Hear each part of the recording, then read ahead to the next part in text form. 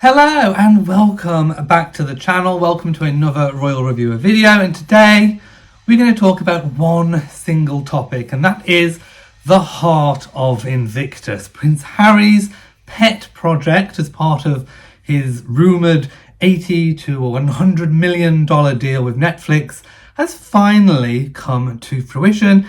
It is out. Okay, so it's a 5-parter. We know it is part of this great deal that is bringing Harry and Meghan personal wealth. And that is, I think, the key cornerstone and point of this whole video with regards to talking about Heart of Invictus. So as we know, let's just backtrack. We know that Harry set up the Invictus Games modelled on something very similar. I think it's the Warrior Games in the United States, very successful over there. He took that model, brought it to the UK. It is, of course, to support injured servicemen and women who have returned from being in service, who may have injuries, visible or non-visible, and it aims to use the world of sport to give them a new purpose. And of course, we have the Invictus Games. It has been and is hugely successful here in the UK. And I do want to start by saying that I think everyone really appreciates that, and I think everyone is really behind the Invictus Games and all of those involved in it. So I want to preface whatever it is that's going to come out of my mouth with the fact that I am a supporter of the Invictus Games. However, let's not get confused. Archewell, the foundation, the non-profit, and Archewell Productions and Archewell Audio are three very different entities entirely. Of course, the Archewell Foundation is supposed to be a non-profit. Of course, we haven't seen any of the kind of accounts that have been going on because I think it was registered in a state that gives low tax. I don't know. I'm not a tax expert, but we haven't seen any of the accounts from Archewell, the foundation, in terms of being a non-profit. So let's park that one for a moment. But the Archewell Productions and the Audio are different entities. They are the personal money-making ventures, vehicles for Harry and Meghan. So anything put out under Archewell Audio or Archewell Productions is money that they are getting for themselves. Now, I haven't heard that Harry is making a donation to the Invictus Games as part of what he's earning from it, because obviously this is part of the deal. So it's quite difficult to kind of separate out how much this particular project based on the Invictus Games is worth in terms of that big $80 to $100 million deal, if you follow my drift. So it's out, and it appears, I haven't watched it, and I'm not going to be quite honest, but the headlines are reading, Prince Harry appears to take another jab at the royal family by saying he didn't have a support network after return from Afghanistan, and he curled up on the floor in a fetal position as Meghan Markle makes only fleeting appearances in the new Netflix series. So apparently she's only in it for a little bit in every episode, and yeah.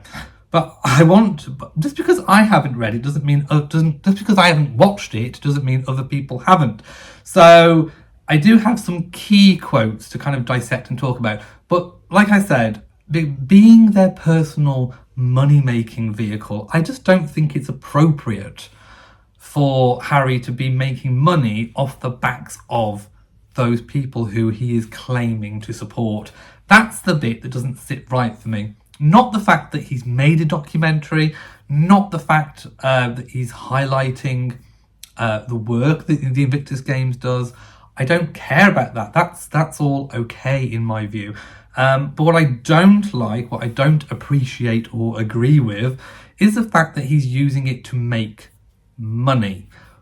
Whether or not he's making a donation separately or not, again, we don't know entirely about that, but I suspect in due course these criticisms will be laid at Harry, and I think he will voluntarily make a donation. But like I said, if you separate the projects that they've already put out for Netflix and divide that by the $80 to $100 million, I'm sure the donation won't even come close to matching what he will have earned from it, if you follow my drift. So that's the bit I don't like. It's the fact that he's literally filming those ex-servicemen and women making money off the backs of them. And I'm sure I hear some people cry, double standards, double standards. You wouldn't be saying that if it was William doing something about the Earthshot Prize or wildlife, or King Charles with the environment, or Princess Beatrice with dyslexia. Haven't they all made documentaries? Yes, they have. But it's different. For something to be a double standard, it has to be the exact same comparison-wise. And this just simply is not. Whenever a working royal member of the family makes or contributes towards a documentary based on a charity or an issue, they are not personally making any money off the back of that. If there is any fees paid, that normally goes back into the charity through either one of their foundations or a cash donation. So a working royal will not profit off the back of any kind of TV or that kind of stuff that they do for that good cause, charity or organisation.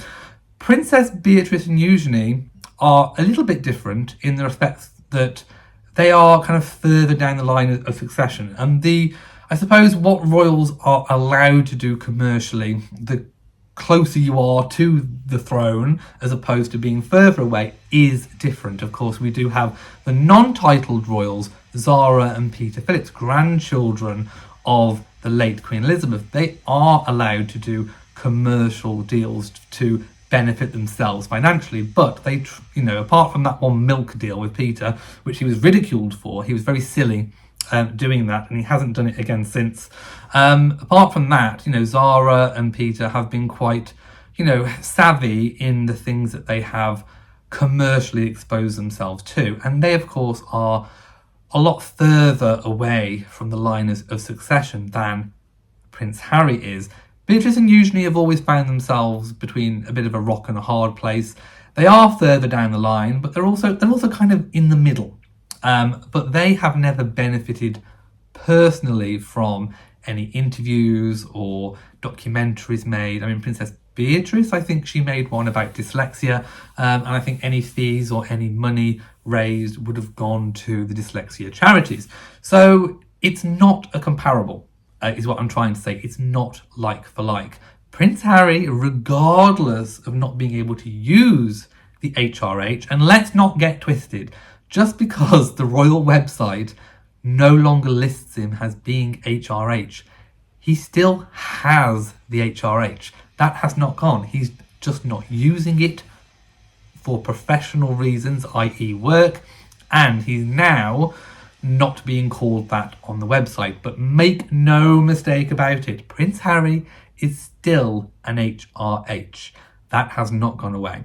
So he's still an HRH, he's still titled, he's still now the son of a reigning monarch, not even the grandchild of a reigning monarch. He's now moved up to being the son of a reigning monarch. He's still extremely close to the line of succession, which means that any ventures that he does, even though he's now no longer a working royal, he's stepped back, is still going to come under great scrutiny because of his closeness to the throne. And that, in essence, is why people have, well, it's kind of a bit of an experiment, really, about how Harry and Meghan will survive post leaving the royal family. We don't know, and as we know, it didn't really work out for Spotify for various reasons, and I've got a feeling that with Netflix, it's not looking good. I think that they're kind of going through the motions. I think Netflix is trying very much to kind of recoup some of those losses. I mean, I imagine the bulk of their money would have been paid up front. I think this is kind of damage limitation in terms of they're just trying to put out some kind of content. It's not been put out weekly. I think all of those 5 episodes are there to binge. So it's not something that's kind of I think, attracting that much attention. So we'll have to see how well it does in the ratings. But I want to read some of the key quotes and kind of dissect them a bit. So he spoke about his mother, the late Princess Diana. He said, losing my mum at such a young age, the trauma I had, I was never aware of. Well, he's already spoken about that during Spare and even before leaving the royal family, so nothing new there. It was never discussed and I didn't really talk about it, and I was suppressed it like most other youngsters would have done. I mean, they've spoken about that before. William and Harry both chose kind of not to speak about it and kind of suppress those feelings. That's how they coped as a child. I think what kind of Harry's saying is perhaps somebody should have intervened and made them speak about it, but the conversation around mental health was not there in 1997, 1998, the early 2000s. It wasn't there. Things have moved on because of the work of the royal family with regards to mental health.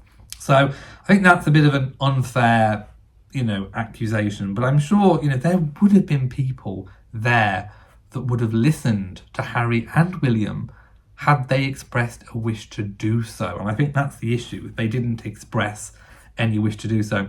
He says, when it all came fizzing out, I was bouncing off the walls. What is going on here? I am now feeling everything instead of being young. Well, again, William and Harry both experienced the exact same thing and chose to deal with it in kind of similar but also different ways. I think William was kind of the first to kind of open up to his feelings, and I think Harry held on to his and suppressed it for a bit longer.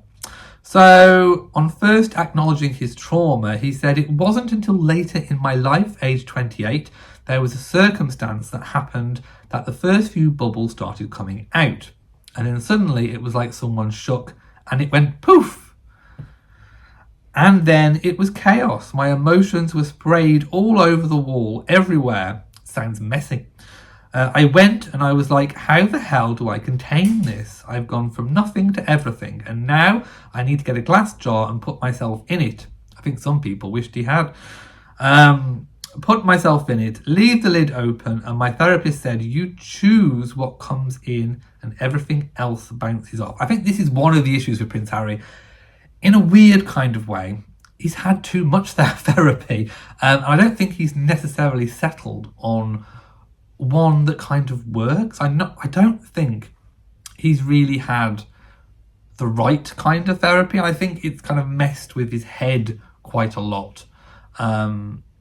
I think, you have to be lucky if you're going into therapy to connect with someone off the get-go. So people do, I think, often, try different therapists, different ways of expressing themselves and getting those emotions out and dealing with trauma. I just think it seems like Harry's had a lot since he has been able to speak about it. And I'm not quite sure that, I think he's got lots of kind of contradictory messages going on that I think he's still struggling with today.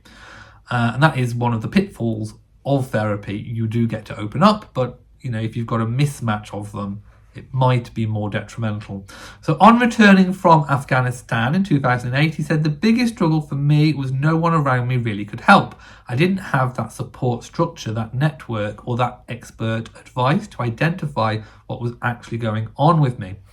So some people are reading between the lines and saying that in itself is a bit of a dig at the royal family. I didn't have the support structure. So is he saying friends, family, professional life?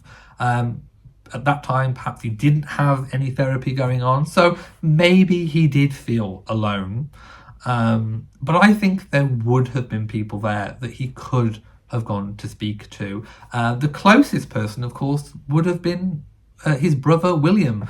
And, he hasn't said here that he did go to anyone for help. So I think, in a way, you can't just accuse people of not helping you when those people may not even know that you needed help. I think sometimes, we have to accept personally that we need help and then express that. If he was saying that he'd spoken to people, asked them for help, and then they were not able, well, they might maybe dealing with their own issues, especially if it was William.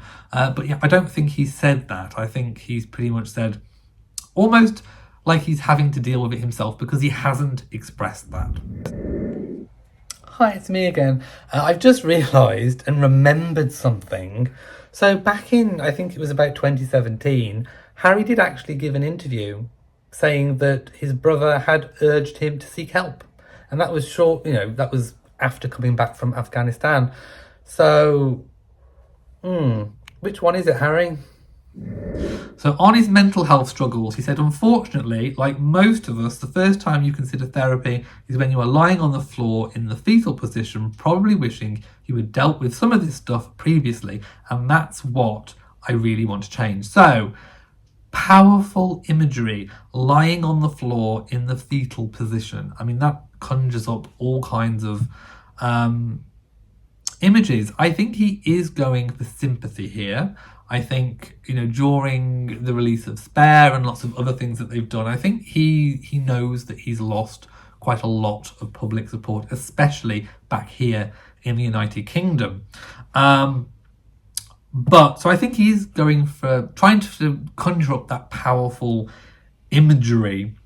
And it is very strong. And it does make people think, oh, you were that bad. You were in a fetal position on the floor.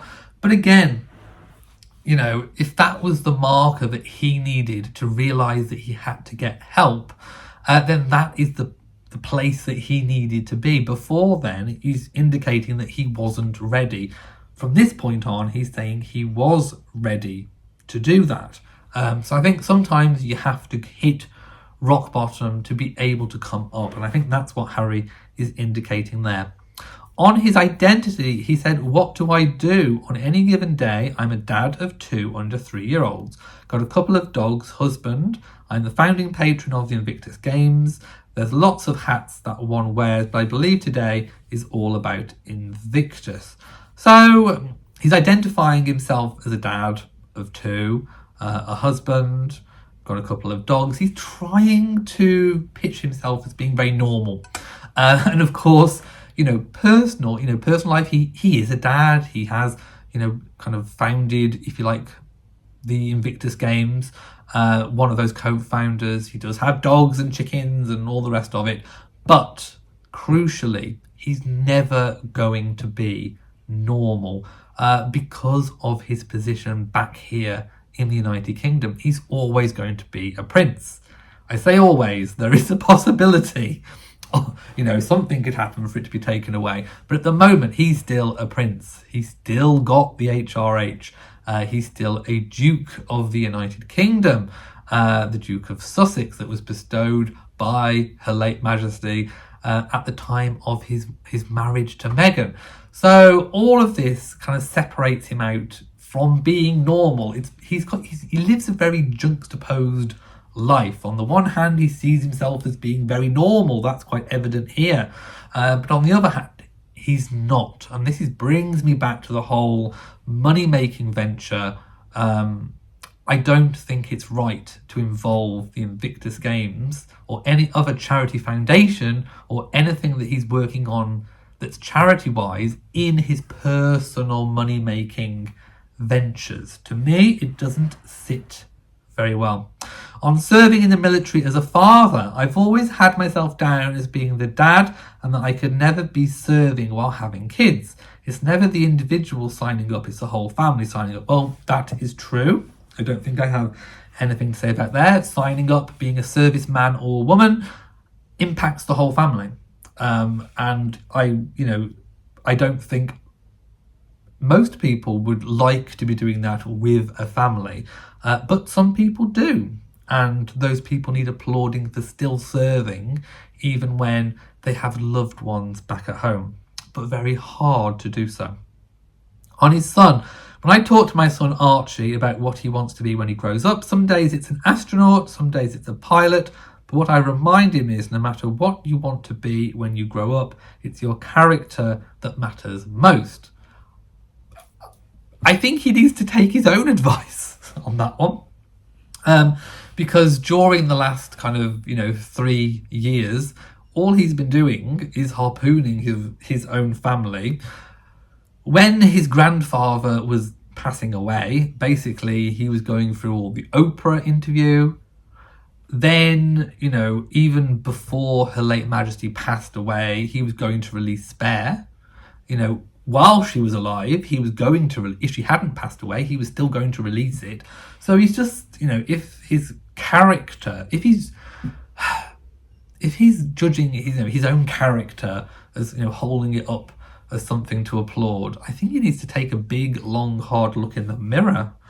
On discussing mental health in the armed forces, if mental health means mental illness, which it doesn't, but if it does in your mentality, then let's just put that to one side. Talk about mental fitness. If there is a stigma within the military, there will be a stigma within society. If we really want to cure the stigma in society, then we need to lead the way. I agree. There's nothing there that I don't agree with. On Invictus, competitors overcoming struggles. Knowing how dark it gets and how dark it has got for some of these people, 1 step forward, 3 steps back. But the longer that they persist, then a lot of these individuals get through and out of that trench that they have been stuck in. Okay? I'm not going to argue with that one. On his deployment to Afghanistan, the whole reason I was allowed to go to Afghanistan in the first place was because it was kept a secret. While I was there for the 10 weeks, no one knew apart from the British press, who said, we'll keep quiet as long as we get access, which they did. I think, if I'm recessing my memory correctly, I think it was a foreign journalist that leaked the story. And then, of course, the British press, once it was leaked, they then went with it. But they did actually keep quiet, and they did get some access that was allowed to be published after he left. So on being pulled out of Afghanistan, to suddenly be on the way home, I was angry, but it was important for everyone around me, their safety, to remove me. My own experience in Afghanistan was really affected by the flight home. As we took off, the curtain in the front of me blew open, and all you could see was the air hospital. 3 young British soldiers, all wrapped in plastic and their bodies in pieces. Harry has spoken about that flight back to the UK before, so nothing new. But again, very, very powerful imagery.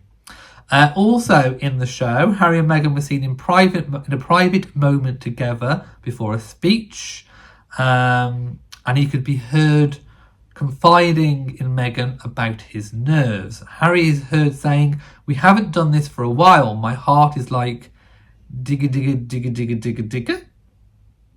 I would personally have said a boing, a boing, a boing, but anyway. He paces around nervously backstage.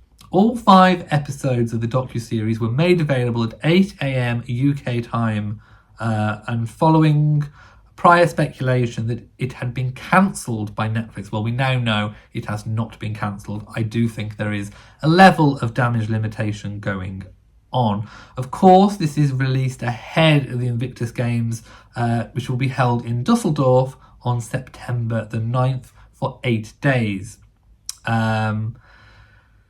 Yes. And I think that's basically pretty much it. So, what do I think? I'm not going to watch it. Not because I don't support the Invictus Games and those servicemen and women, but purely out of principle. I don't think that it's right to be making money off the back of the servicemen and women that you are supposed to be helping. It reeks of using them. It's using them to make money. If he'd made a documentary about something entirely different, not connected with, his charities, something original, then, that's different. That is different.